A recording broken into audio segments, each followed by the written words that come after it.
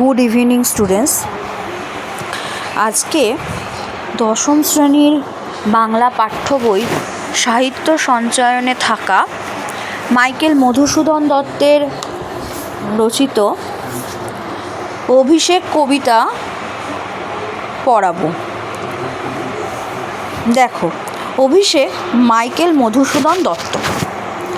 কনক আসন ত্যাজি বীরেন্দ্র কেশরী ইন্দ্রজিৎ প্রণমিয়া ধাত্রীর চরণে কহিলা, কি হেতু মাতো গতি তব আজি এ ভবনে, কহ দাসে লঙ্কার কুশল। কনক অর্থে এখানে সোনা, সোনার সিংহাসন ত্যাগ করে বীরেন্দ্র কেশরী ইন্দ্রজিৎ। ধাত্রী অর্থে প্রভাষা, এখানে তার ধাত্রী, তাকে প্রণাম করে বললেন। কি বলল? দেখো, সে বলল, আমি বললই বলছি, হ্যাঁ।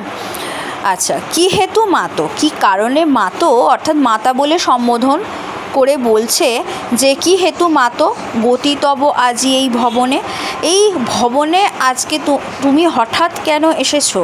কহ দাসে লঙ্কার কুশল, লঙ্কার কি কিছু খারাপ অবস্থা? কহ, আমাকে বলো লঙ্কার কি কুশল অর্থাৎ সংবাদ। শিরোচুম্বী ছদ্মবেশী অম্বুরাশি সুতা উত্তরিলা। শিরো অর্থাৎ ইন্দ্রজিতের মস্তক চুম্বন করে ছদ্মবেশী অম্বুরাশি সুতা, প্রভাষার অর্থাৎ ধাত্রীর ছদ্মবেশে এসেছিল ইন্দ্রজিতের কাছে। কে? অম্বুরাশি সুতা। উত্তরিলা, হায় পুত্র কি আর কহিব কনক লঙ্কার দশা। হায় পুত্র, কি আর বলবো কনক স্বর্ণলঙ্কার অর্থাৎ স্বর্ণলঙ্কার কি যে আজকে দশা, সেটা তোমাকে কি বলবো। ঘোরতর রণে হত প্রিয় ভাই তব বীরবাহু বলি। বীরবাহু ঘোরতর যুদ্ধে মারা গেছে, নিহত হয়েছে। তার শোকে মহাশোকী রাক্ষসাধিপতি সসৈন্যে সাজেনাজি যুঝিতে আপনি। বীরবাহুর শোকে রাক্ষসাধিপতি রাবণ সসৈন্যে সেজেছেন যুদ্ধে যাবেন বলে আপনি যুঝতে। জিজ্ঞাসিলা মহাবাহু বিস্ময় মানিয়া, প্রশ্ন আসতে পারে জিজ্ঞাসিলা মহাবাহু বিস্ময় মানিয়া, এখানে মহাবাহু কাকে বলা হয়েছে? উত্তর হবে ইন্দ্রজিৎকে বলা হয়েছে মহাবাহু। ঠিক আছে। জিজ্ঞাসিলা মহাবাহু বিস্ময় মানিয়া কি কহিলা ভগবতী, ভগবতী কাকে বলা হয়েছে? অম্বুরাশি সুতাকে। কে বধিল কবে প্রিয়ানুজে, প্রিয়ানুজ বলতে অনুজ অর্থে ছোট ভাই আর অগ্রজ অর্থে বড় ভাই। প্রিয়ানুজ বলতে প্রিয় অনুজকে বলা হয় প্রিয়ানুজ। প্রিয়ানুজকে কে মারলো, কে বধ করলো? নিসারণে সংহারিনু আমি রঘুবরে। নিসারণে সংহারিনু, কোন রণে? নিসারণে সংহারিনু অর্থাৎ সংহার করেছি আমি রঘুবরকে অর্থাৎ শ্রীরামচন্দ্রকে। খণ্ড খণ্ড করিয়া কাটিনু বরশি প্রচণ্ড স্বর বৈরী দলে।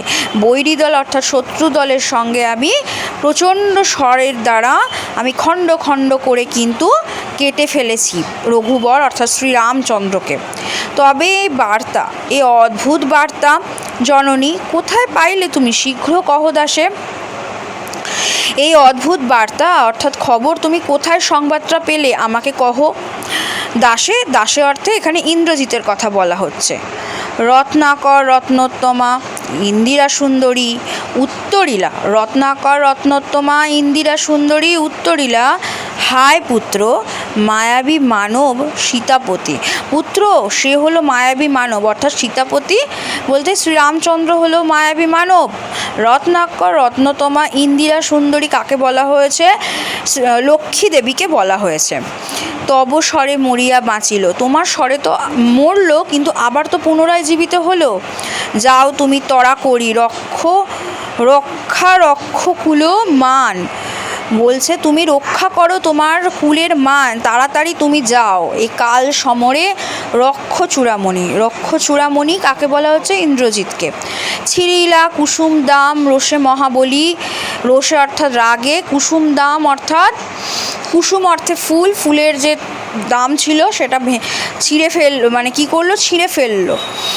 মেঘনাদ, এখানে মহাবলী বলতে মহাবলী মেঘনাদ ফেলাইয়া কনক বলয় দূরে, কান থেকে কনক বলয় কি করলো, ফেলাইয়া কনক বলয় দূরে, পদতলে পরি শোভিল কুণ্ডল, কুণ্ডল অর্থে কানের দুল, ঠিক আছে, যথা অশোকের ফুল অশোকের তলে আভাময়, ধিক মোড়ে কহিলা গম্ভীরে কুমার, কুমার অর্থে হা ধিক মোড়ে, কুমার অর্থে এখানে মেঘনাদের কথা বলা হচ্ছে।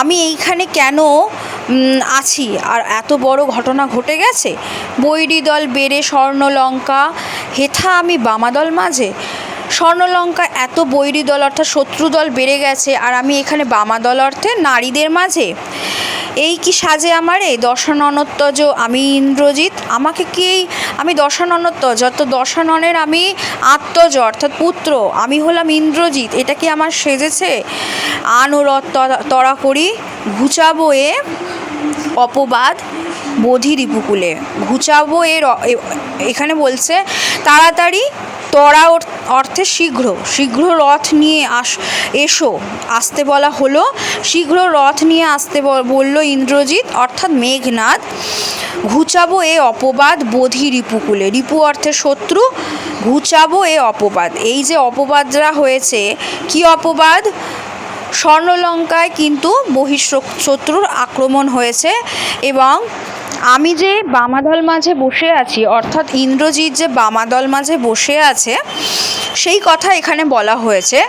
এই অপবাদ, এটা তো আমার একটা অপবাদ, মানে ইন্দ্রজিৎ অর্থাৎ মেঘনাদের একটা অপবাদ, সেই অপবাদকে ঘোচানোর কথা এখানে বলা হয়েছে যে স্বর্ণলঙ্কায় এত বড় কাণ্ড হয়ে গেছে, এত বীরবাহু মারা গেছে, প্রিয়ানুজ মহাবাহুর প্রিয়ানুজ মারা গেছে, এত বড় ঘটনা ঘটে গেছে, তারপরেও সে কি করে নারীদের মাঝে আমোদে ব্যস্ত ছিল, এইটাই হচ্ছে তার অপবাদ। তো সেই অপবাদ ঘোচানোর জন্য রিপুকুলে সে বধ করবে অর্থাৎ শত্রুদের, ঘুচাবো এ অপবাদ, এখান থেকে প্রশ্ন আসে, ঠিক আছে। সাজিলা রথীন্দ্র সব বীর আভরণে হৈমবতী সুত যথা নাসিতে তারকে, হৈমবতী সুত বলতে এখানে কার্তিকের কথা বলা হয়েছে, সেই তারকাকে বধ করেছিল, কে বধ করেছিল, কার্তিক, মহাসুর, তারকা মহাসুর, তারকে মহাসুর, কিংবা যথা বৃহন্নলারূপী কিরীটি বিরাট পুত্র সহ উদ্ধারিতে গোধন সাজিলা সুর সমী বৃক্ষ মূলে, বলছে বৃহন্নলারূপী মহাসুর বলতে এখানে কে, বৃহন্নলারূপী মহাসুর হচ্ছে এখানে বৃহন্নলারূপী কিরীটি, কে কিরীটি, বৃহন্নলা তো অর্জুনকে বলা হয়, সেই কিরীটি কাকে বলা হচ্ছে, অর্জুনকে বলা হচ্ছে, বিরাট পুত্র সহ উদ্ধারিতে গোধন সাজিলা সুর সমী বৃক্ষ মূলে মেঘবর্ণ রথ চক্র বিজলির ছটা, চক্র ছিল বিজলির ছটার মতো, মেঘবর্ণ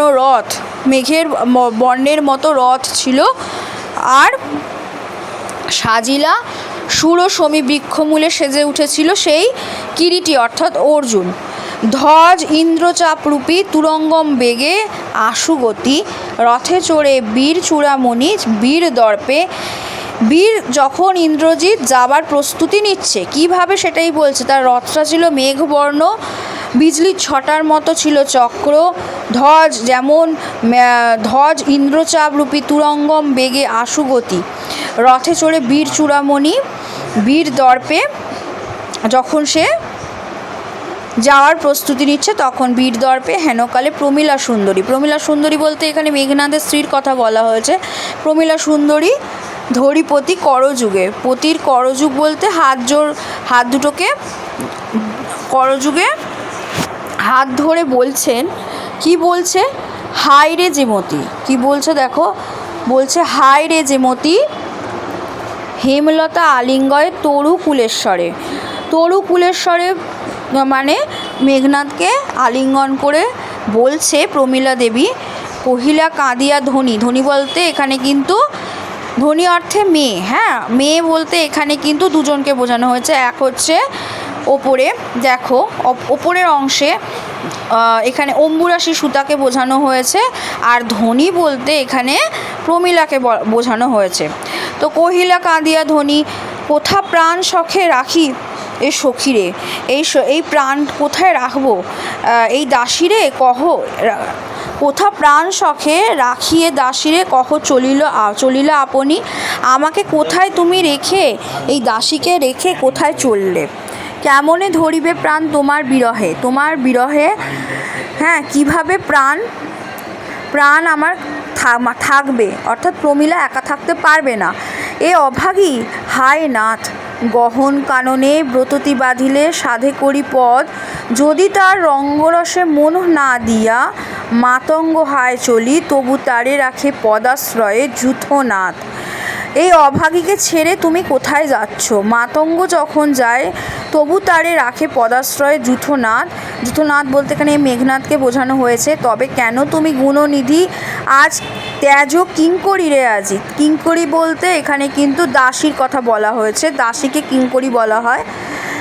কেন গুণনিধি তুমি এই কিঙ্করী, অর্থাৎ দাসী বলতে প্রমীলা সুন্দরী নিজেকেই কিন্তু দাসী বলছে, যে কেন আমাকে ত্যাজ অর্থে ত্যাগ করে যাচ্ছ। হাসি উত্তরিলা মেঘনাথ, হেসে উত্তর দিল মেঘনাথ। কি উত্তর দিল, ইন্দ্রজিতে জিতি তুমি সতী, বেঁধেছ যে দৃঢ় বাঁধে, কে পারে খুলিতে সে বাঁধে। বলছে তুমি ইন্দ্রজিৎকে বেঁধেছ, তুমি ইন্দ্রজিৎকে জয় করেছ, কে পারে বেঁধে রাখতে। তরায় আমি আসিব ফিরিয়া, তরা অর্থাৎ শীঘ্রই আমি ফিরে আসব, কল্যাণী সমরে নাশী, সমর অর্থে যুদ্ধে সব কিছু নাশ করে আমি আসব। কল্যাণী অর্থে এখানে প্রমীলাকে বোঝানো হয়েছে। তোমার কল্যাণে রাঘবে বিদায় এবে দেহ বিধুমুখী অর্থে এখানে কিন্তু প্রমীলা সুন্দরীকেই বোঝানো হচ্ছে। ইন্দ্রজিৎ তাকে সম্বোধন করে বলেছে বিধুমুখী। তো রাঘবকে আমি তোমার কল্যাণে বধ করে আসবো ফিরে।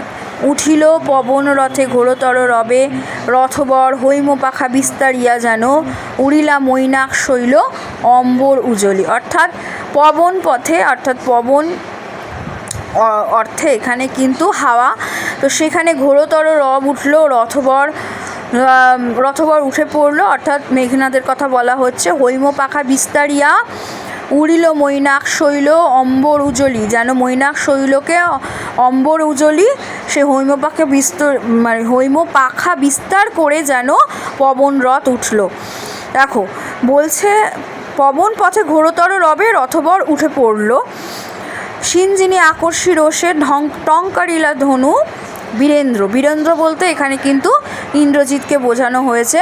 পক্ষীন্দ্র যথা নাদে মেঘ মাঝে, পক্ষীন্দ্র যথা নাদে মেঘ মাঝে ভৈরবে, যেমন ভৈরবের যে গর্জন, মেঘের মাঝে যে গর্জন, মেঘের যে ডাক, সেই রকম ভৈরবে কাঁপিল লঙ্কা। সেই এমনভাবে রথ, অর্থাৎ এখানে বোঝাতে চাইছেন মাইকেল মধুসূদন দত্ত যে মেঘনাদ এমনভাবেই রথে উঠল, তার বর্ণনা দেওয়ার জন্য এই উপমাগুলো টেনে এনেছেন। তার বর্ণনাগুলো হচ্ছে এই কিভাবে আওয়াজ হলো, মানে নাদ উঠল। পক্ষীন্দ্র যথা নাদে মেঘ মাঝে ভৈরবে, যেমন মেঘের গর্জন, মেঘের নাদ, সেই রকমভাবেই। আর সিঞ্জিনী, এখানে বলছে সিঞ্জিনী তালবেশ আছে দেখবে, সিঞ্জিনী বানান কেউ ভুল করবে না। সিঞ্জিনী আকর্ষী রোষে, অর্থাৎ ধনুকের ছিলা টঙ্কারিলা ধনু, অর্থাৎ সিঞ্জিনী আকর্ষী রোষে কিন্তু প্রশ্ন আসে এখান থেকে। সিঞ্জিনী আকর্ষী রোষে টঙ্কারিলা ধনু, এমনভাবেই আওয়াজটা ধনু, অর্থাৎ ধনুকে তীর দিয়ে যেমন আঘাত করলে, মানে ধনুকে ছিলা দিয়ে আঘাত করলে যে আওয়াজটা হয় টঙ্কারিলা, টং করে যে আওয়াজ হয়, সেই রকম ভৈরব। কাঁপিল লঙ্কা কাঁপিল জলধি, রথে উঠলেন। সেই রথের কিভাবে উঠলেন, সেই রথ ছিল হৈম পাখাযুক্ত। আর হচ্ছে তোমার সিঞ্জিনী অর্থে এখানে কিন্তু আসে প্রশ্ন ধনুকের ছিলা যখন ধনুকের ধরে টান দিলেন তখন টঙ্কার উঠল, এবং সেই আওয়াজের এমন রথ যেতে শুরু করলো, রথের আওয়াজ হলো মেঘের মাঝে যে গর্জন হয় সেই রকম। কাঁপিল লঙ্কা কাঁপিল জলধি, অর্থাৎ এই আওয়াজে জলধি কেঁপে গেল আর লঙ্কা কেঁপে গেল, সমুদ্র কেঁপে গেল। সাজিছে রাবণ রাজা বীর মদে মাতি। রাবণ রাজা সেজে উঠেছে বীর মদে মাতি। বাজিছে রণ ও বাজনা, বাজিছে রণ বাজনা, গর্জিছে গজ। গর্জিছে গজ, গজ বলতে এখানে হাতি। দেখো রণবাজনা, যুদ্ধের যে বাদ্য বাজছে বা বাজনা বাজছে, গর্জিছে গজ, হাতি গজেরা অর্থাৎ হাতি গর্জন করছে। রেশে অশ্ব, রেশ অর্থে এখানে অশ্বের ডাকের কথা বলা হয়েছে। হুঙ্কারিছে পদাতিক রথী, হ্যাঁ রথীরা এখানে পদাতিক যে সমস্ত রথীরা হুঙ্কার দিচ্ছে। উড়িছে কৌশিক ধ্বজ, উঠিছে আকাশে, মানে রথের যে ধ্বজা অর্থাৎ পতাকা আকাশে ঊর্ধ্ব গগনে উঠছে। কাঞ্চন কঞ্চুক বিভা হেনকালে তথা দ্রুতগতি উত্তরিলা মেঘনাদ রথী। এখানে উত্তরিলা আছে, হর্ষ উত্তর রহস্যই লয়াকা, ঠিক আছে। তাহলে এখানে কি বলছে দেখো, দেখো কাঞ্চন কঞ্চুক বিভা অর্থে এখানে বলা হয়েছে স্বর্ণবর্মের যে দীপ্তি, স্বর্ণবর্মের দীপ্তি, ঠিক আছে। যদি প্রশ্ন আসে কাঞ্চন কঞ্চুক বিভা অর্থ কী, তখন হবে স্বর্ণবর্মের দীপ্তি। হেনকালে তথা দ্রুতগতি উতরিলা মেঘনাথ রথী। দেখো না দিলা করবুর দল, করবুর অর্থে এখানে কিন্তু শত্রুদের বোঝানো হয়েছে, রাক্ষস দলের কথা বলা হয়েছে। হেরি বীর বরে মহাগর্বে নমি পুত্র পিতার চরণে, নমি পুত্র পিতার চরণে। না দিলা অর্থে গর্জন করে উঠল রাক্ষসরা, কেন না লঙ্কায় এলো ইন্দ্রজিৎ। নমি পুত্র পিতার চরণে করজোড়ে কহিলা, পিতার চরণ বলতে এখানে রাবণকে প্রণাম করে মেঘনাদ বলল, হে রক্ষ কুলপতি, শুনেছি মরিয়া নাকি বাঁচিয়াছে পুনরাঘব। রাঘবকে তো আমি বধ করেছিলাম, সে নাকি আবার পুনরায় জীবিত হয়েছে। এই মায়া পিত বুঝিতে না পারি, এই মায়া বুঝতে পারছি না, কিন্তু অনুমতি দেহ সমূলে নির্মূল করিব পামরে আজি। এই পামরকে, পামর অর্থে এখানে শ্রী রামচন্দ্রের কথা বলা হয়েছে। সমূলে তার যত সেনা আছে সবাইকে সমূলে ধ্বংস করব আর কি, মেঘনাদ বলছে। আর পামরকে অর্থাৎ শ্রী রামচন্দ্রকে মারবে। ঘোর সরানলে করি ভস্য, ঘোর সরানলে করি ভস্য, বায়ু অস্ত্রে উড়াইব তারে। ভস্য করে দেব সরানল দিয়ে এবং বায়ু অস্ত্র প্রয়োগ করে তাকে উড়িয়ে দেব। নতুবা বাঁধিয়া আনি দিব রাজপদে, নতুবা এই রাজপ্রাসাদে এনে তাকে বেঁধে নিয়ে আসব। আলিঙ্গি কুমারে অর্থাৎ কে আলিঙ্গি কে করলো, রাবণের কথা বলা হচ্ছে। সে কুমার অর্থাৎ তার পুত্র মেঘনাদকে আলিঙ্গন করে বলল, চুম্বি শির অর্থাৎ মস্তক চুম্বন করে মৃদুস্বরে উত্তর করিলা, তবে স্বর্ণলঙ্কাপতি রাক্ষসকুল শেখর তুমি বৎস। রাক্ষসকুল শেখরকে মেঘনাদের কথা বলা হয়েছে, তুমি বৎস, তুমি রাক্ষসকুল ভরসা, এই কাল সমরে নাহি চাহে প্রাণ মম পাঠাইতে তোমা। এই কাল সমরে অর্থাৎ একটা এমন যুদ্ধ, এখানে তোমাকে পাঠাতে মন চাইছে না, বারংবার তোমাকে বারবার যেতে দিতে মন চাইছে না। হাই বিধি বাম মম প্রতি, আমার বিধাতা আমার সঙ্গ দিচ্ছে না, মানে ভাগ্য, বিধি অর্থে এখানে ভাগ্য সঙ্গ দিচ্ছে না। কে কবে শুনেছে পুত্র ভাসে শিলা জলে, কে কবে শুনেছে লোক মরি পুনঃ বাঁচে। বলছে কে শুনেছে পুত্র যে জলে শিলা ভেসে উঠছে, শিলা ভাসিয়ে যে পথ বানিয়েছিল লঙ্কা পর্যন্ত রাম তার সঙ্গীদের নিয়ে, সেই বলছে পুত্র কে। এখানে রাবণ মেঘনাদকে বলছে যে কে শুনেছে কবে জলে শিলা ভেসে ওঠে, কে কবে শুনেছে লোক মরি পুনঃ বাঁচে, লোক মারা গেলে আবার পুনরায় জীবিত হয়ে ওঠে। উত্তরিলা বীর দর্পে অসুরারি রিপু, কি ছাড় সে নর তারে ডরাও আপনি। আমি তাকে ভয় করি না, সে কেমন নর কেমন মানুষ, কি ছাড় সে নর তারে ডরাও আপনি। প্রশ্ন আসতে পারে এখান থেকে, রাজেন্দ্র থাকিতে দাস যদি যাও রণে, তুমি এই কলঙ্কপিত ঘুষিবে জগতে। হাসিবে মেঘবাহন, রুষিবেন দেব অগ্নি। বলছে তুমি এই কলঙ্ক যদি ঘোচাতে পারো, অর্থাৎ কোনো এক মায়া বলে রামচন্দ্র আবার জীবিত হয়ে গিয়েছিলেন, পুনরায় তিনি প্রাণ ফিরে পেয়েছিলেন, সেইটাই এখানে বলা হয়েছে।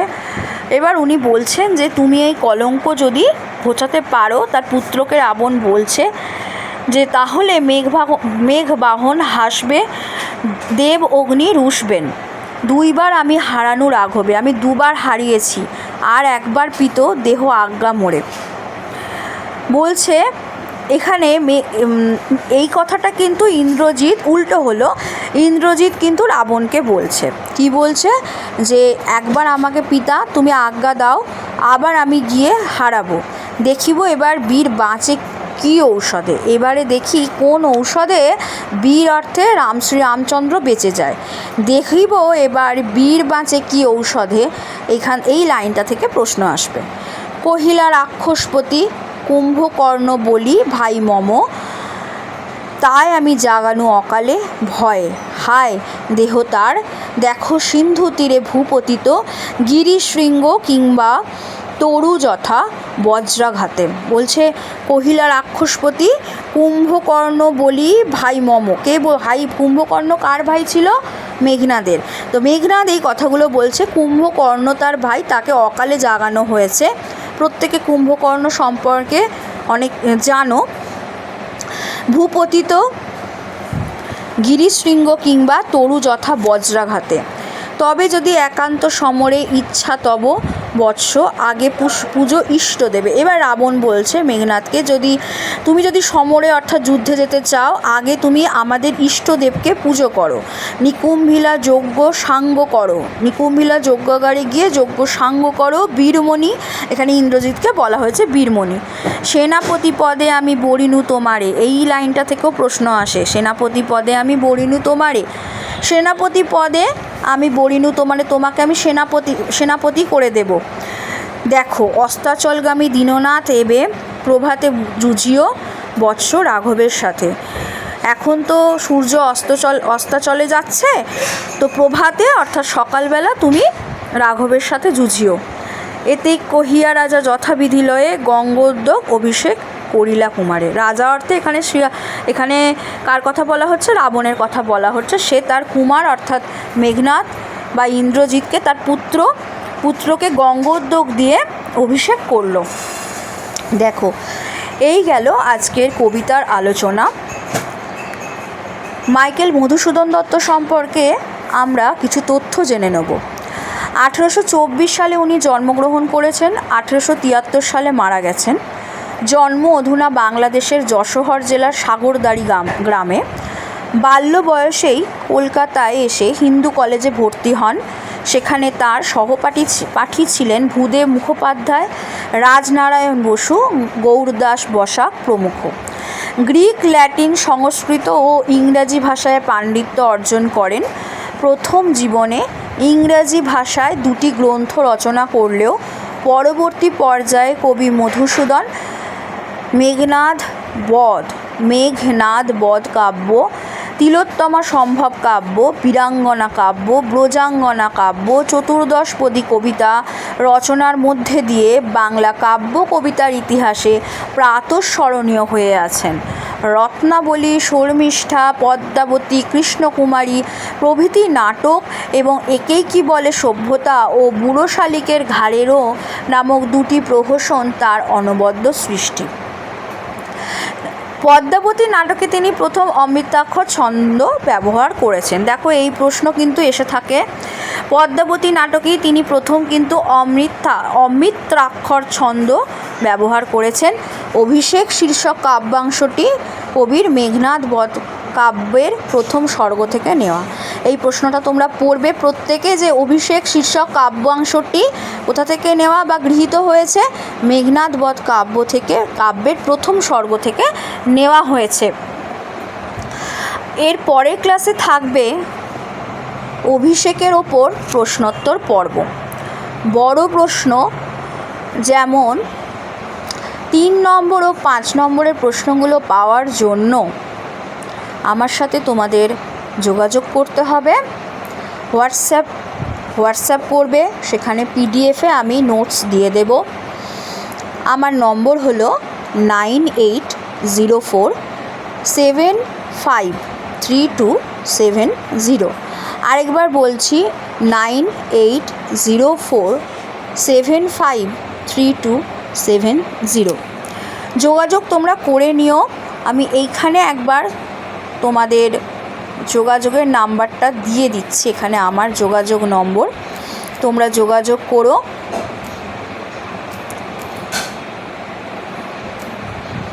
যোগাযোগ নম্বর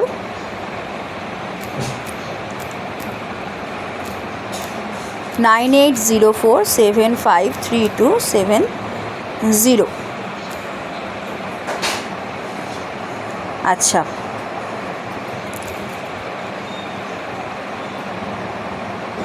দেখো আমি লিখে দিলাম এখানে কিসের জন্য, বড় প্রশ্নের নোটস পেতে। ঠিক আছে, যোগাযোগ করবে, পিডিএফে আমি দিয়ে দেব তোমাদের। দেখো PDF,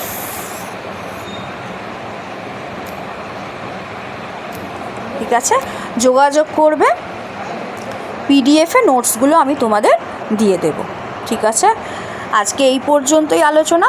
thank you students, thank you so much.